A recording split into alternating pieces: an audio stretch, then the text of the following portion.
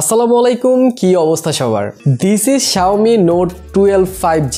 এই ফোনটা Snapdragon 4 Gen 1 প্রসেসরে আসছে, 33 ওয়াটের ফাস্ট চার্জিং এর সাথে 5000 এমপিআর battery and 48 megapixel triple rear ক্যামেরার সাথেও আছে super AMOLED display. So lots of positive জিনিসের সাথেও কিছু নেগেটিভ জিনিসও কিন্তু আছে, সেইটাই জানাবো আজকের এই ইন ডেপথ ফুল রিভিউতে। এন্ড প্রায় 7 দিন ধরে আমি এই ফোনটা ইউজ করছি এন্ড আমার ইউজার এক্সপিরিয়েন্সও ভিডিওর শেষ প্রান্তে আপনাদের জানাবো। তো হ্যালো গাইস, কেমন আছেন সবাই? আমি রবিন, আপনারা দেখছেন মোবাইল বাড়ি। তো চলুন শুরু করা যাক। প্রথমে যদি আপনারা বক্সটা দেখেন, সুন্দর একটা বক্সের মধ্যে নোট 12 এসেছে। সো বক্সটা খুললে প্রথমেই আপনারা একটা সেকশন পেয়ে যাবেন। সেই সেকশনটা খুললেই আপনারা একটা সিম এজেক্টর দেখতে পাবেন, তার সাথে আপনারা একটা ইউজার গাইড পেয়ে যাবেন এন্ড একটা ট্রান্সপারেন্ট কেস পেয়ে যাবেন। তার ঠিক নিচেই আমাদের পছন্দের নোট 12 ফোনটা রাখা আছে, নোট 12 5G। আর সেইটা সাইডে রেখে আর একটু গভীরে যদি আমরা জাম্প করি, তাহলেই আমরা পেয়ে যাব একটা 33 ওয়াটের ফাস্ট চার্জার এন্ড একটা type C cable. So unboxing শেষে যদি ফোনটা নিয়ে কথা বলি, তাহলে ডেফিনেটলি প্রথমে ডিজাইন নিয়ে কথা বলতে হয়। আজকে আমি অনেক এক্সাইটেড, কারণ এই ফোনটা যখন থেকে লঞ্চ হয়েছে আমার ইচ্ছে ছিল এই ফোনটা আমি রিভিউ করব, আমি ইউজ করব এন্ড সেইটা অবশ্যই আমি করতে পারছি আর আপনাদের সাথে শেয়ার করতে পারছি, এই জন্য আরও বেশি ভালো লাগছে। সো ডিজাইন নিয়ে কথা বললে খুব মিনিমাল, সিম্পল এন্ড একটা প্রিমিয়াম ডিজাইন আপনারা পেয়ে যাচ্ছেন। হাতে প্রিমিয়াম ফিল হয়, বাট ডিজাইনটা কিন্তু আসলে অনেক সিম্পল। পিছনে ফুল ম্যাট ফিনিশিং, যার কারণে কোনো প্রকার হাতের ছাপ বলেন, কোনো প্রকার রিফ্লেকশন বলেন, সেইটা আসে না এন্ড একটা অন্যরকম ফিলিংস আসে। সিরিয়াসলি মনে হয় যে গালে লাগিয়ে রাখি। ওয়াও, একটা স্মুথনেস ফিল আছে এটার পিছনটাতে এন্ড সাইড কার্ভ হওয়ার কারণে ফোনটা খুব ভালোভাবে হাতে এঁটে যাচ্ছিল এন্ড অনেক কমফোর্টেবল ছিল হাতে এটা। এছাড়া আশপাশে যদি আমরা নজর দিই, তাহলে এটার বটম সাইডে আমরা স্পিকার গ্রিল পেয়ে যাব, একটা USB-C পোর্ট পেয়ে যাব এন্ড একটা মাইক্রোফোন পেয়ে যাব। এছাড়া রাইট সাইডে আপনারা পেয়ে যাচ্ছেন volume rocker and power button. আর পাওয়ার বাটনে ইন্টিগ্রেট করে দেওয়া হয়েছে ফিঙ্গারপ্রিন্ট সেন্সর। আর যদি ফিঙ্গারপ্রিন্টের কথা বলি, তাহলে ফিঙ্গারপ্রিন্টের স্পিডটা আমার কাছে ডিসেন্ট মনে হয়েছে। এই বাজেটের ফোনে আরেকটু ফাস্ট আমি আশা করেছিলাম, বাট চলে যাবে, ইজিলি চলে যাবে, সমস্যা নাই। অ্যাকুরেট অনেক ছিল এটা। এছাড়া লেফট সাইডে আপনারা একটা হাইব্রিড সিম স্লট পেয়ে যাচ্ছেন, যেখানে দুটা সিম কার্ড ইউজ করলে মেমোরি কার্ড ইউজ করতে পারবেন না। এছাড়া টপ সাইডে সেকেন্ডারি নয়েজ ক্যান্সেলেশন মাইক পেয়ে যাচ্ছেন, একটা আয়ার ব্লাস্টার পেয়ে যাচ্ছেন এন্ড একটা headphone jack. And headphone jack অনেক ইম্পর্টেন্ট। এছাড়া ডিসপ্লে নিয়ে কথা বললে, ডিসপ্লে আমাকে অনেক ইমপ্রেস করেছে। এখানে আপনারা 6.67 ইঞ্চির একটা সুপার অ্যামোলেড ডিসপ্লে পাচ্ছেন, ফুল HD প্লাস রেজুলেশনের, যার পিপিআই হচ্ছে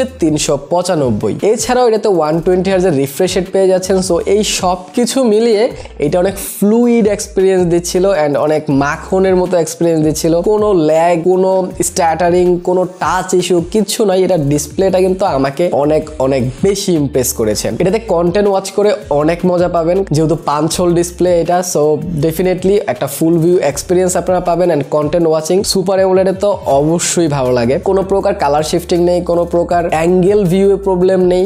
যে কোনো ভাবে আপনারা দেখেন না কেন, খুব ভালো কন্টেন্ট ওয়াচ করতে পারবেন, ভিডিও ওয়াচ করতে পারবেন, কোনো প্রকার প্রবলেম আপনাদের হবে না। তার সাথে 120 হার্জের রিফ্রেশের জন্য এইটার যে UI, সেইখানেও কিন্তু অনেক পরিবর্তন এসেছে এন্ড অনেক স্মুথ ফিল হয়েছে আমার কাছে।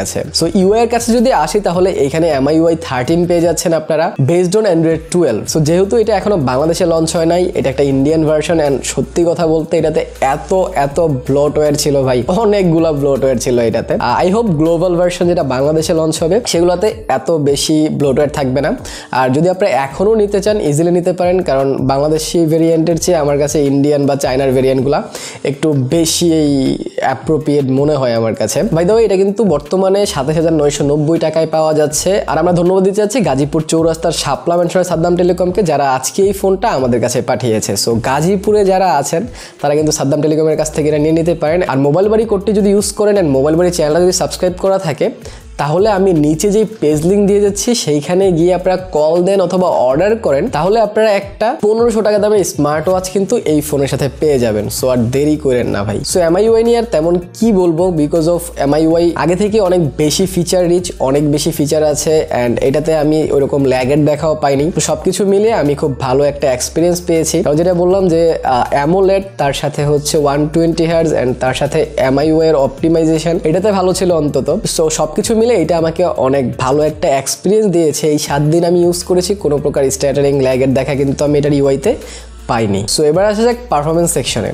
পারফরমেন্স সেকশনে বরাবরই Xiaomi সবার উপরে থাকে, একটু ইনোভেটিভ করার চেষ্টা করে, একটু অন্যরকম কিছু করার চেষ্টা করে, অ্যান্ড এইটা তো তার ব্যতিক্রম নয়। আই থিঙ্ক বাংলাদেশে এই প্রথম কোনো ফোন ঢুকেছে যেটা স্ন্যাপড্রাগন 4 Gen 1 এর। আমাকে কারেক্ট করে দিন কমেন্ট সেকশনে যদি আমি ভুল হয়ে থাকি। সো স্ন্যাপড্রাগন 4 Gen 1 কিন্তু একটা 5G প্রসেসর, সো আপনারা 5Gও পেয়ে যাচ্ছেন এটাতে ডেফিনেটলি, অ্যান্ড এই প্রসেসরটা আমাকে কিন্তু খুবই ভালো সাপোর্ট দিয়েছে। এই বাজারে যারা গেমিং করতে যাচ্ছেন এই প্রসেসরটা আপনাদেরকে ইজিলি গেমিং করিয়ে দিবে, বিকজ অফ এটার আন্তত বেঞ্চমার্কও কিন্তু প্রায় 4 লাখের কাছাকাছি, 3,73,000-এর মতো। সো আপনারা বুঝতে পারছেন যে এটার পারফরমেন্স সেকশনটা বেসড অন আন্তত বেঞ্চমার্ক কেমন হবে। বাট রিয়েল লাইফ ইউজের কথা যদি বলি তাহলে এই 7 দিন আমি ধুমে কল অফ ডিউটি খেলছি, অ্যান্ড আমার কোনো প্রকার ল্যাগ বা হ্যাং বা ফ্রেম ড্রপ কিচ্ছু পাই নাই। আমি খুব স্মুথলি খেলা যাচ্ছিল, আর ছোটোখাটো যে গেম আছে সেগুলো তো আর বলাই লাগবে না। আমি এখানে অনেক খেলেছি কল অফ ডিউটি, অ্যান্ড আপনারা দেখতে পাচ্ছেন যে কতটা স্মুথ খেলা যাচ্ছিল, কোনো প্রকার প্রবলেম আপনাদের ফেস করতে হবে না এইটার গেমিং সেকশনে অন্তত। এছাড়াও আমি এটাতে স্ম্যাশ হিট খেলেছি, স্ম্যাশ হিটও কিন্তু অনেক ভালোই খেলা যাচ্ছিল। আপনারা দেখতে পাচ্ছেন যে স্ম্যাশ হিট কেমন খেলা যাচ্ছে, এর যে গ্রাফিক্স কোয়ালিটি সেইটাও কিন্তু অনেক ভালো। এছাড়াও আমি ছোটোখাটো যে গেমস আছে সাবওয়ে সার্ফাস সেটাও খেলেছি। সাবওয়ে সার্ফাসও আমি অনেক খেলেছি, এটাতে কোনো প্রকার প্রবলেম তো আমার হয় নাই। স্বাভাবিকভাবে বড় গেমই হচ্ছে না, এরকম সমস্যা ছোট গেম কি হবে।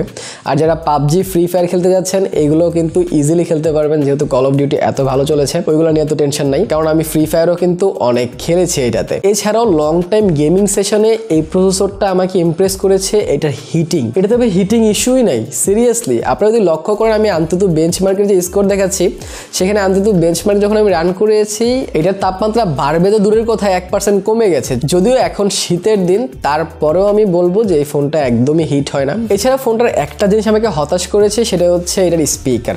ডেফিনেটলি এটার বটম ফায়ারিং স্পিকার অনেক লাউড অ্যান্ড অনেক ক্রিস্পি সাউন্ড দেয়, বাট এই বাজেটে একটা স্টোরিও স্পিকার অবশ্যই আমি আশা করেছিলাম, কারণ Xiaomi 16,000 টাকা 17,000 টাকা 20,000 টাকার ফোনও স্টোরি স্পিকার দেয় ভাই।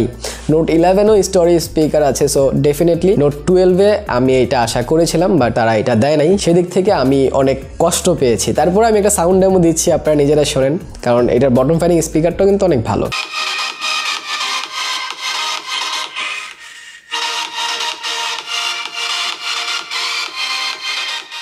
সো এবার আসা ক্যামেরা সেকশনে। ক্যামেরা সেকশনে এখানে আপনারা রিয়ারের 3টা ক্যামেরা পাচ্ছেন, যার প্রথমটা হচ্ছে 48 মেগাপিক্সেল f1.8 অ্যাপাচারের, তার সাথে একটা হচ্ছে ওয়াইড অ্যাঙ্গেল পাচ্ছেন 8 মেগাপিক্সেলের 2.2 অ্যাপাচারের, অ্যান্ড তার সাথে একটা 2 মেগাপিক্সেল ম্যাক্রো পাচ্ছেন 2.4 অ্যাপাচারের। সো এই সেটআপটা আমার কাছে কিন্তু খুব অ্যাপ্রোপ্রিয়েট মনে হয়েছে, খুব ইউজফুল মনে হয়েছে। এখানে কোনো 2 মেগাপিক্সেল ডেপথ বা সামথিং কিছু দিয়ে লেন্স বাড়ায় নাই, তারা একদম কাজের লেন্সগুলো দিয়েছে। আমি ইনডোরে বেশ কিছু ছবি ক্যাপচার করেছি এটাতে, এন্ড আমি কিছু ছবির স্যাম্পল আপনাদেরকে দিচ্ছি, আর আমি জুম করে দেখাচ্ছি, আপনারা দেখতে পারেন। যদি আমি আলট্রা ওয়াইডের কথা বলি তাহলে ইনডোরে আলট্রা ওয়াইড কিন্তু ভালো ছবি দিচ্ছিল, বাট ডিটেলস কিন্তু এত বেশি ছিল না আলট্রা ওয়াইডে। বাট যদি আমি নর্মাল ক্যামেরার কথা বলি তাহলে কিন্তু এটাতে খুব ভালো ডিটেল ছবি আমি পাচ্ছিলাম, কোনো প্রকার কালার ইস্যুও নেই। আমি জুম করে আপনাদেরকে দেখাচ্ছি, আপনারা বুঝতে পারবেন। তাহলে লাইক আমি কিউবটার ছবি দেখাচ্ছি তাহলে কালারটা বুঝতে পারবেন আপনারা, এন্ড আমি একটা রিমোটের ছবি দেখাচ্ছি যেখানে বেশ কিছু কালার আছে, সো কালার অ্যাকুরেসিও কিন্তু ভালো ছিল। এন্ড তার সাথে আমি ম্যাক্রো ক্যামেরার ছবিও দিচ্ছি, সেটাও জুম করে আপনাদেরকে দেখাচ্ছি, তাহলে আপনারা বুঝতে পারবেন যে এটা ক্যামেরা কোয়ালিটি ইনডোরে আসলে কেমন। এন্ড ওভারঅল ক্যামেরা কোয়ালিটি কিন্তু আমার কাছে ভালো মনে হয়েছে। এছাড়া যদি আমি আউটডোরের কথা বলি, এন্ড